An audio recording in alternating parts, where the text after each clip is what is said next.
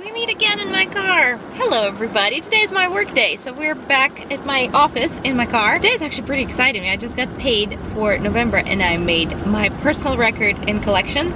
So I'm super excited about that. That's really nice. I didn't expect that. I feel like I didn't really work too much. We're on my lunch break at work. Today was so far so good. It was pretty easy. Anyway, today we had a cleaning, we had a crown prep, we had a couple of fillings, so pretty much bread and butter day. I needed an easy day and I'm very happy about my collection last month. Here's a question that I wanted to answer. I hope you're doing fine. Recently applied to second year advanced clinical fellowship in implantology program at NYU and got accepted. It offers licensure in some states. Just wanted to know if you have any idea about this program or you know people who have chosen this route. This was my third cycle. I would really appreciate your advice. All right, so let's talk about implantology. So implantology is not a licensed specialty. There is a National Commission of Dental Accreditors and they have a list of residencies that they recognize as a specialty. Based on the specialty, you can get a license in some states, not all. Implantology is not one of those specialties. Implantology is not considered an oral surgery. It's not considered a discipline. It is just kind of a program that would provide you additional education. In some states, you can get licensure after just 1 year of clinical education in the United States, like Virginia, for example, famously. If you go to AGD for just 1 year, you can get a full general dentistry license. If this program is at least 1 year in length, then probably I would look into Virginia, would be one of your best license. I believe Illinois is similar to that. Yeah, I guess you can say that it offers licensure in some states, but it's very iffy. I wouldn't rely on that as a program, but it is a good idea to complete this program to boost your chance at applying to advanced standing program in the future. I have recently answered that question if a master's degree would be like the only way to boost your application if you can't get in, and it's not. Master's degree is actually the worst thing you can probably do for yourself, but programs like implantology, for example, would definitely boost your application because it's clinical experience in dentistry. So the schools will see that you actually have hands-on experience recently. You will meet people in NYU, you will talk to them, possibly they will write a recommendations letter for you. I wouldn't rely on the fact that some state will give you a license based on that program, but I do believe that it could give you a pretty good chance of getting into advanced standing programs in the future to get a full license in every state. So it's definitely worth it. So congratulations on getting in. NYU is a great school, and let me know what you pick. This message was sent to me a while ago. Well, actually not, November 23rd. So that's good. At least this one I'm not super late on. I do think it would be a great program for you, especially if it's not the first year of your application, so there's some issues with the application itself. This could definitely boost it, or if you can find a state that would provide you a licensure and you're happy to move there, even better. So congratulations on that. But that's generally my take on those programs like implantology, sleep medicine, orofacial pain program, and all the stuff like that. It's not technically a specialty. It's not considered a specialty. So you can't get a specialty license. It is a dental adjacent program. Even if you get a general dentistry license in the future, you can use that skill and work as an implantologist. You will have a lot of experience with implants because you completed this program, so it can boost your application to advanced standing programs, but also you're not wasting years. You're actually getting skills that you will use, unlike master's program in public health, for example, because those skills, if you're not gonna change your career and focus on public health instead of dentistry, you will never use those skills. And trust me, we had public health class and I never used that information in my work as a dentist ever. Very, very different. So pursuing the master's degree, many people think it's the way to go, but I strongly believe the opposite. So hopefully that answers your question. What are we doing today? Today probably won't record much more. We're working. What do we have next? Next I have a patient with my maiden name, so a cousin possibly. That's actually very interesting to see my maiden name because it's kind of rare. I'm from Russia, but I am German by nationality. My father was German and I have a German name, so I actually don't really see that really frequently. But yeah, so this lady has my exact spelling of the name. I was like, oh, I don't see that often, so that's fun. We have an emergency. I think we have a couple filling. Nothing interesting. Today's an easy day, so I'm kind of enjoying myself at work. What do we have for lunch? I stopped by Starbucks. I generally prefer Dunkin', but the Dunkin' that's next to my office kind of gave up on them. They keep screwing up my order. They keep like either not putting milk in my latte at all or putting the wrong kind of milk, and I've been wronged way too many times. I drive there, get the coffee, come back in, and I see that it's like there's no milk in my coffee. It's just the espresso, and I'm like, oh, well, I can't drink that. I gave up on the Dunkin' Donuts, so I'm driving to Starbucks now. I got myself peppermint mocha. Oh, and I actually spelled Casey correctly. I usually give Casey the name in Starbucks, even though it's not my real name. They sometimes ask me like, how do you spell it? Is it with a C? And I don't know how to spell it. Like C-A? I'm not really good at spelling, especially like when you're put on the spot, and they spelled it as Casey, like Casey. That's exactly what I was going for. So thank you for Starbucks. They just get things right. So I got my peppermint mocha, I got a snowman cookie, and I got a grilled cheese sandwich, which is my go-to lunch item. And I actually don't have too much time. I have to run back. All right, bye guys. Let's open number 2. Where's number 2? That's number 1. This is number 2. Here, put your finger in here. Good job. There we go. This open? No, this open. We already pulled this one open. Pull. What? What's in there? It's a cookies. It's a cookies? Open mama.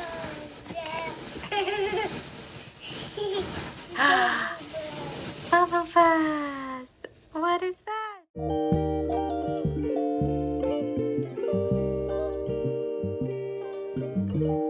Good morning from a person who slept probably 2 hours. Not for the reason you might think. I'm still wearing the whitening strips, trying them again. They look terrible. Pay no attention to that. Baby actually slept through the night. I think it's the first time he actually slept until about 4:50, but we wake up at that time. Henry has to go to work, so we're counted in as sleeping through the night. That dog didn't sleep at all. I think we were awake every hour, and the reason is we ordered dog food on Black Friday, and we usually do that. We buy 6 bags of food for pretty much a year. It lasted us a year. We just finished a bag from last Black Friday, so we bought 6 bags of dog food. They were delivered last night. We left them at the hallway. The dog knew that the bags were there, and he whined by the bedroom door all night. We let him out once because we couldn't take it anymore. He went and ate through one of the bags, and it's so crinkly, it's so noisy, and he wouldn't have stopped eating because he has this addiction to food. If he started eating, he wouldn't stop. We put him back in the room, and he kept whining and kept whining. He kept whining. We moved the bags to the basement in the morning, but he still knows the bags are there. He's still whining by the door of the basement. Oh my god. How do I have 2 children? One of them is an infant, and the dog is my biggest problem and the reason I don't sleep. I honestly live in Marley and I movie. This is my life. Toddler chose violence today. I was gonna go walk the dog. Oh my gosh. What are you doing? How did you do that? She's just... So I was trying to edit the video, and she pressed all the buttons, and she just copied and pasted the same track over and over again. I didn't know you could do... How'd you do that? Video is still there, but now there's like an extra track. Hi, Mama. Hi, honey. Listening to like cozy fireplace and soothing Christmas piano because we had a little tantrum where we're gonna go outside, but now I'm just not gonna do that, and I don't like how I look today. I need to fix my makeup because we're just not vibing with my look today. Instead of going outside, I decided to be productive, so I'm exporting the okay, let's not press any more buttons, my love, okay? Yes, so I'm gonna be productive and I'm gonna upload this video. I'm a little bit worried about uploading vlogs on my channel, but I do enjoy making vlogs, and I do want to record, at least for myself, because she's just so cute at this age, and I want to record her saying things, and so I can look back on it for myself. So even if I don't upload this, I'm probably gonna keep it for myself, or maybe I'll private it in the future and just have an archive of all this cuteness. But I definitely do want to record. That's something I enjoy doing, and I think it's worth doing too. It's worth to be in the habit of it because we don't have home videos anymore. She wants me to turn it back on. Yeah, we're having a day. We're having a day. But anyway, nobody's recording home videos anymore. Everybody recording like short little snippets, and even if we print photos, we don't really have a way to save videos. So I think this is a good way to actually keep up with this. And even if I record a small clip every day, it's my life, you know. I'm not gonna, at least that moment in time will be saved. I can look back at it and remember how it was. I still have some courses available, purchased online, and I think I'm going to remove them. I am done selling things, and I'm going to remove the purchased courses, and all of the videos that were recorded for those courses I'm going to post online for free. So that's a big thing. There's a lot of hours of footage and they're actually really thoughtful and really helpful. I'm excited for that. I'm gonna post one at a time. I have a lot of videos. I think it's the time to do it now because everybody is getting ready to start their CAPIT application. I have a course on CAPIT application that I'm planning to do that. I'm planning to post those videos first. I think it's a good time now because everybody is just planning and it's gonna open in March, and by the time March rolls around, they're all gonna be available. And by the time summer rolls out, I'm gonna post my bench test course. Bench test course is going to be a little bit more difficult to work with because in bench test course I have 3 long videos, or I think they're even longer. They're really long videos and I don't have them broken apart in smaller videos because I'm not going to post just the whole 3-hour thing online. I need to break them up. When CAPIT course is already broken up in lessons,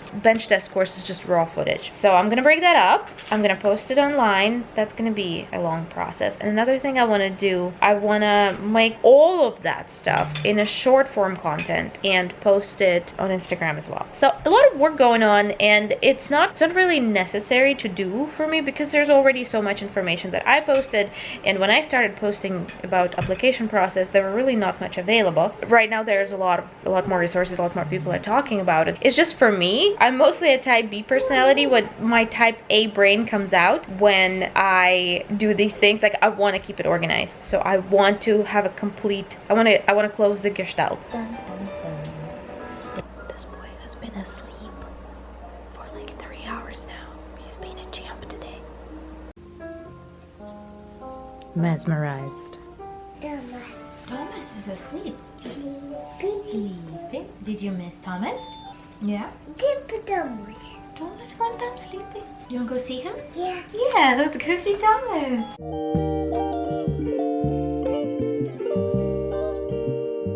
Okay, can we make it to Westwood on 48 miles of gas? Do you think we can make it to Westwood on 48 miles of gas? Yes. Okay.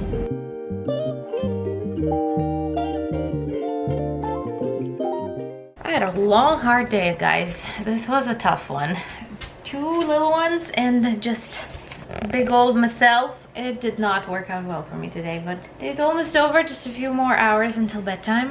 And this light is not flattering, and I'm definitely not vibing with how I'm looking today, but I do like this t-shirt, and Lydia was pointing to teeth and was like, Lida bolna, Lida hurts. Her name is Lydia, Lydia is her name. I don't know why she associates teeth with pain. I don't know where she got it. She's never been to the dentist. Well, I'm the dentist, so I know for a fact her teeth don't hurt. She doesn't have any cavities, her teeth are perfect. But for some reason she instinctively knows teeth means pain. So today I want to answer this question. I actually answered this person on Instagram as well, but let's discuss this. I thought that would be interesting. May I ask if you can share what was your path in getting a European dental license? I also saw your post about registering in Switzerland.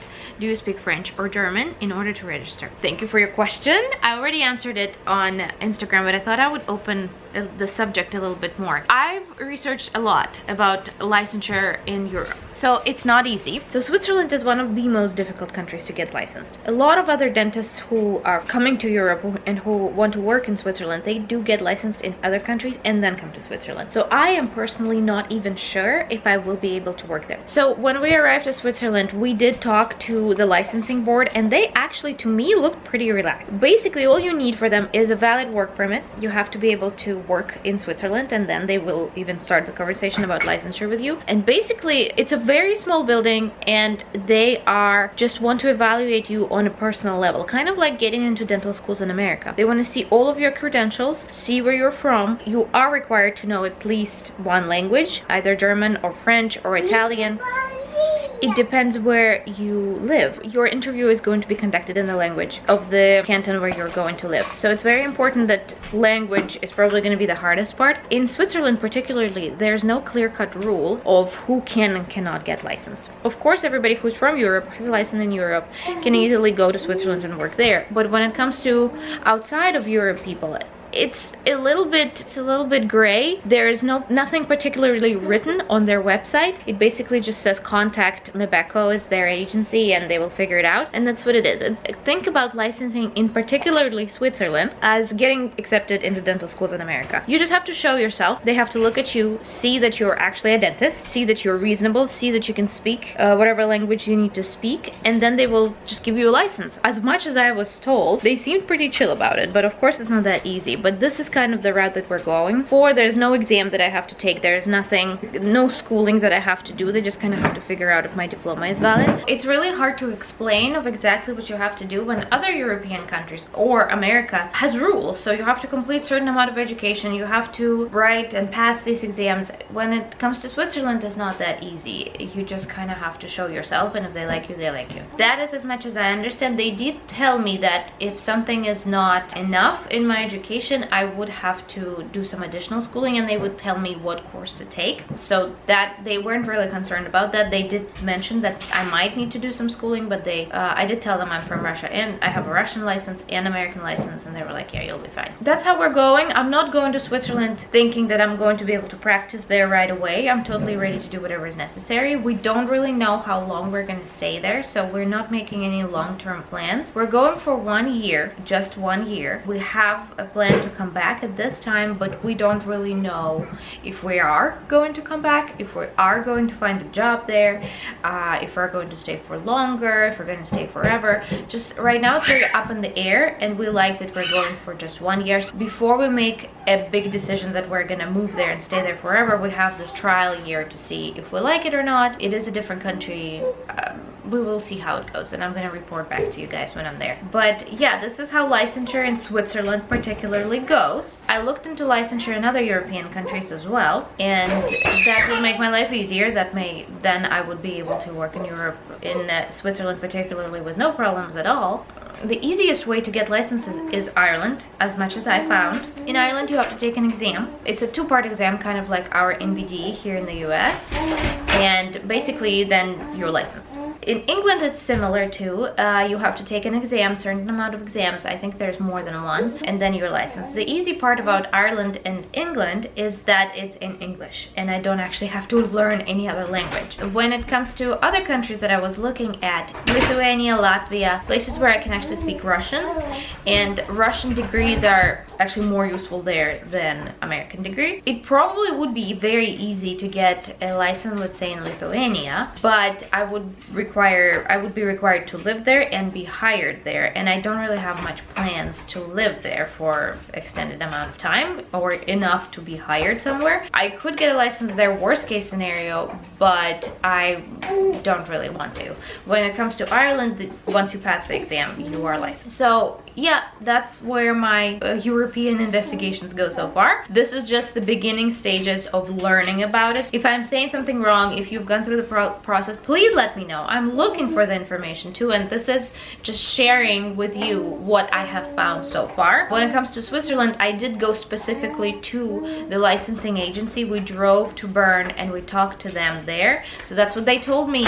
If you had different experiences, would love to hear them. I think I'm gonna end this video here. I don't know how much footage I got. I have no idea, but I had a really hard day and I have to go to work tomorrow. So right now I'm gonna cook some dinner. If you have any questions, let me know in the comments. I would love to answer them. Super fun answering questions. I do enjoy that because I like to know what you guys want to know rather than me coming up with questions. And as I said today, I'm going to upload a lot of videos soon. I'm going to upload all my courses. Those are packed with information. If you're watching these vlogs and you're like, this girl's just wasting our time and she's not telling us anything helpful, just wait.